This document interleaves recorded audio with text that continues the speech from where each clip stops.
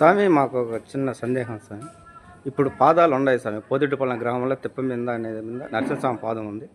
ఇంకోటి వచ్చేసి మినగల్ అంటున్నారు. మినగల కొండ మీద కూడా తిప్ప మీద ఉంది అంటున్నారు. ఓట్ల గురించి అన్న మీకు తెలుసా చరిత్ర? హాయ్ అండి, ఇదేనండి నరసింహకోనకు సంబంధించిన ఎంట్రన్స్. ఈ పోదిడ్డుపాలెం సంబంధించిన పాదం, నరసింహస్వామి పాదం గురించి చరిత్ర నరసింహకోనలో కనుక్కుందామని వచ్చానండి. ఈ చరిత్రను అందరికీ తెలియజేయాలనేది నా ఆశ. శ్రీ లక్ష్మీ నరసింహస్వామి దేవస్థానానికి ఇదేనండి రూటు మార్గం. మెట్ల మార్గం కూడా ఉందండి. ఈ క్షేత్రం వచ్చేసి నెల్లూరు జిల్లా నరసింహపురంలోనే ఉందండి. ఈ క్షేత్రం విశేషాలు, అలాగే పోతిరెడ్డిపాలెం గ్రామంలోనే ఉన్న శ్రీ లక్ష్మీ నరసింహస్వామి పాదం గురించి కూడా చరిత్ర ఒకసారి తెలుసుకుందామండి. ఇదే అండి ఘాటు రోడ్లు. ఈ ఘాటు రోడ్లలో నుంచి పైకి వెళ్ళగా స్వామివారు దర్శనం అవుతుంది. ఇక్కడ 7 కోనేరులు ఉన్నాయండి. ఈ 7 కోనేరులు కూడా నెక్స్ట్ వీడియోలో మీకు చూపిస్తాను. పోతిరెడ్డిపాలెం గ్రామంలో ఉన్న శ్రీ లక్ష్మీ నరసింహస్వామి దేవస్థానం పాదాన్ని ఒకసారి పరీక్షించి దాని చరిత్ర కూడా తెలుసుకోవాలని బయలుదేరానండి శ్రీ లక్ష్మీ నరసింహస్వామి కోనకి. ఈ క్షేత్రంలో ఎన్నెన్ని విశేషాలు ఉన్నాయో, ఎన్ని అద్భుతాలు ఉన్నాయో ఒకసారి కళ్ళారా చూద్దామండి. ఇక్కడ 7 కోనేరులు కూడా ఉన్నాయంటారు. అశ్వత్థామ అప్పట్లో యుద్ధం చేసేటప్పుడు ఇక్కడ గృహల్లో వచ్చి దాముకోవడానని పురాలు కూడా చెప్తున్నాయండి. అది నిజమా ఎంతవరకు అనేది కూడా ప్రధాన అర్చకులు ఉన్నారు గుళ్ళో. ఆ గుళ్ళో అర్చకులను కూడా అడుగు తెలుసుకున్నామండి. ఇదేనండి శ్రీ లక్ష్మీ నరసింహస్వామి దేవస్థానం. ముందుగా మనకు గాలిగోపురం దర్శనం ఇస్తుంది. పోతిరెడ్డిపాలెం గ్రామంలో ఉన్న శ్రీ లక్ష్మీ నరసింహస్వామి పాదాన్ని దర్శించుకొని ఇలాగే శ్రీ లక్ష్మీ నరసింహ కోనకి బయలుదేరానండి. పూర్తిగా ఆ చరిత్ర, ఆ విశేషాలు తెలుసుకొని అందరికీ తెలియచేయాలనేది పోతిరెడ్డిపాలెం గ్రామంలో ఉన్న శ్రీ లక్ష్మీ నరసింహస్వామి పాదం గురించి అందరికీ తెలియచేయాలనేదే నా కోరికండి. ఆ పాదం శ్రీ లక్ష్మీ నరసింహస్వామి స్వయంగా వచ్చి పాదం మోపాడని పోతిరెడ్డిపాలెం గ్రామ ప్రజలు నమ్ముతారండి. ఆ పాదాన్ని దర్శించిన వాళ్లకు అంత సంతోషంగా, ఆనందంగా ఉంటారని నమ్ముతారండి.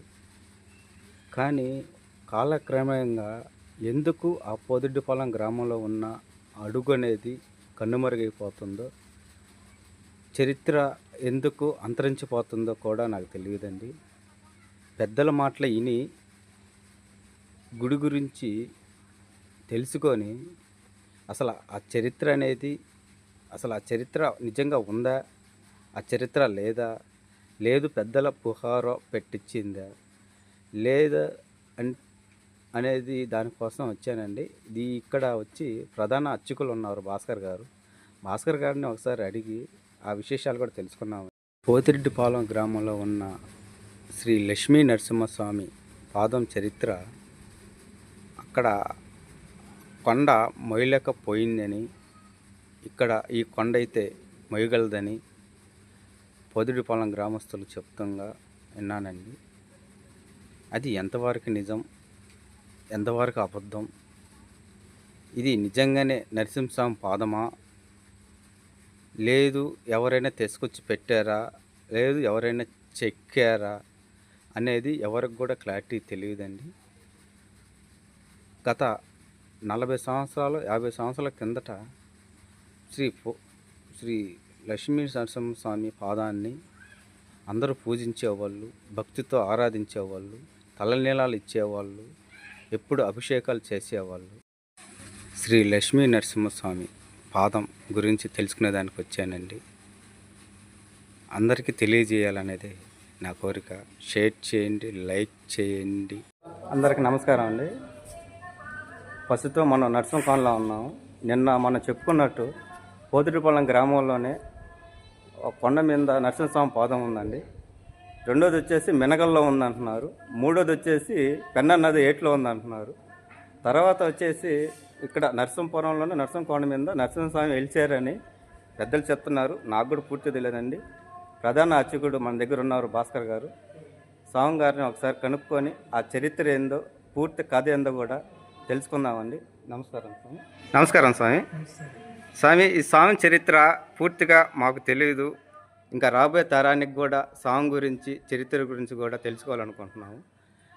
మాకు డౌట్ ఏంటంటే స్వామి, పోదురుపల్లం గ్రామంలోనే నరసింహస్వామి పాదం ఒకటి ఉంది స్వామి. రెండోది వచ్చేసి మెనగలను అంటున్నారు. మూడోది వచ్చేసి పెన్నా నది ఏట్లు అంటున్నారు. తర్వాత స్వామి ఇక్కడ వెలిచారని తెలిసింది స్వామి. పూర్తిగా ఆ చరిత్ర ఏందో మాకు ఒకసారి చెప్పగలుగుతారు స్వామి? లక్ష్మీ నరసింహాయ నమః. నెల్లూరు జిల్లా నెల్లూరు రూరల్ మండలం నరసింహకొండపై ఈ వేదగిరి లక్ష్మీ నరసింహస్వామి క్షేత్రం వెలిసి ఉంది. ఇది పూర్వం కశ్యప ప్రజాపతి లోక సంరక్షణార్థం ఒక యజ్ఞం తలపెట్టి సప్త మహర్షులు ఆహ్వానించి యాగ సంరక్షణార్థం ప్రసన్నలక్ష్మి సమేత గోవిందరాజస్వామిని ప్రతిష్ఠ చేసి ఈ దేవాలయానికి దక్షిణం వైపున లోయలో ఉన్న ఆ లోయలో 7 కోనేరులు ఇప్పటికీ ఉన్నాయి. ఆ 7 హోమగుండాలు ఏర్పరిచి సప్త మహర్షులతో లోక కళ్యాణార్థం యాగం నిర్విఘ్నంగా పూర్తి చేశారు.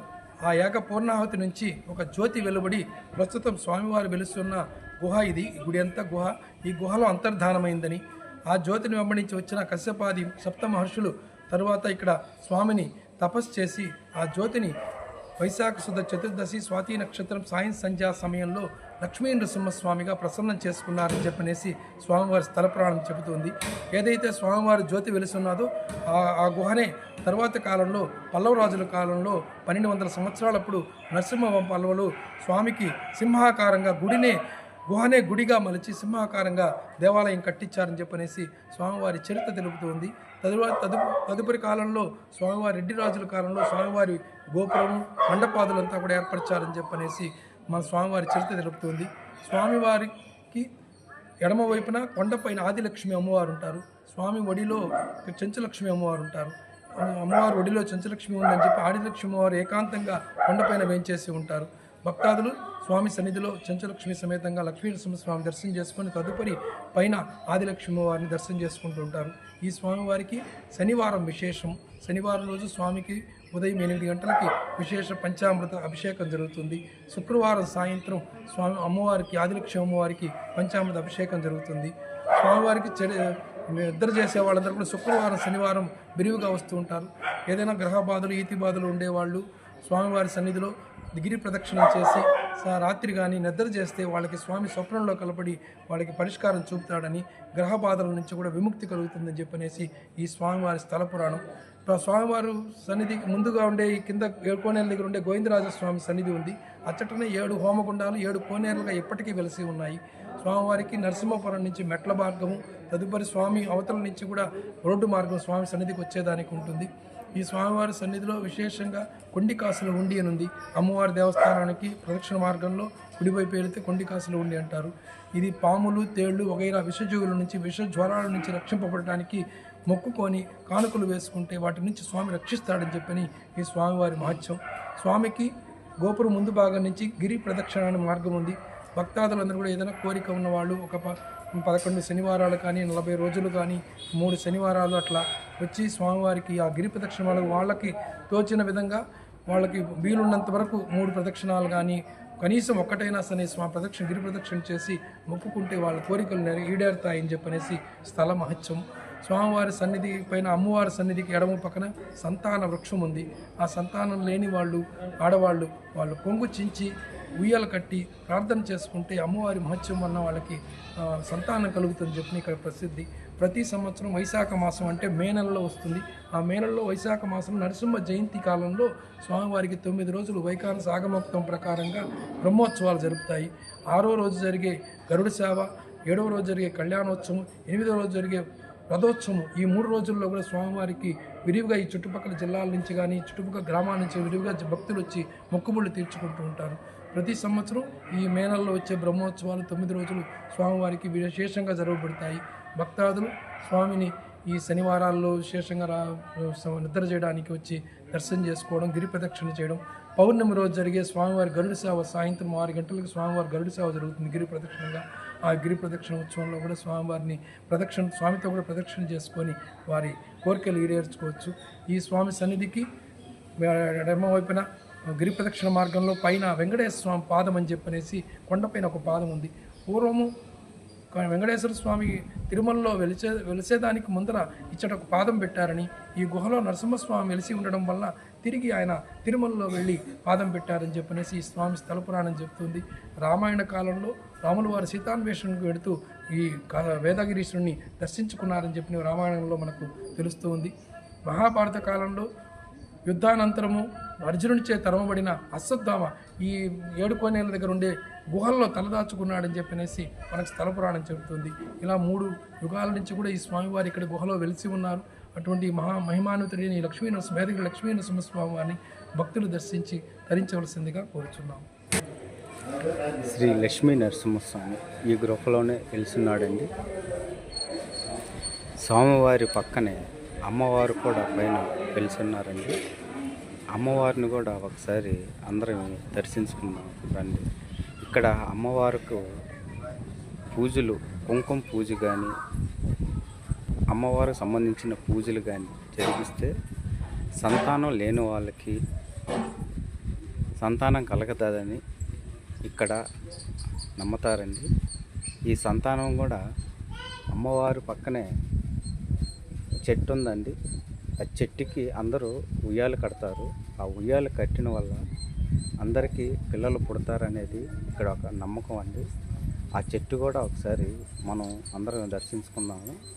ఒకసారి రండి. మనం చెప్పుకుంటున్నట్టు పొదుటిపాలెం గ్రామంలోనే శ్రీ లక్ష్మీ నరసింహస్వామి పాదం అంటున్నాం కదండి. ఇదో ఇక్కడే ఉందండి ఆ లక్ష్మీ నరసింహస్వామి పాదం కూడా. ఆ లక్ష్మీ నరసింహస్వామి పాదం కూడా ఒకసారి మీకు చూపిస్తాను. వీడియో అంతా చూడండి. ఇక్కడేనండి రాగి చెట్టు కూడా ఉంటుంది. ఇదిగోండి ఈ రాగి చెట్టుకేనండి అందరూ ఉయ్యాల కడతారండి. సంతానం లేని వారికి సంతానం కలుగుతుందండి. ఇక్కడ అమ్మవారికి మొక్కుకొని ఈ ఉయ్యాలు కానీ కడితే అందరికీ సంతానం కలుగుతుందండి.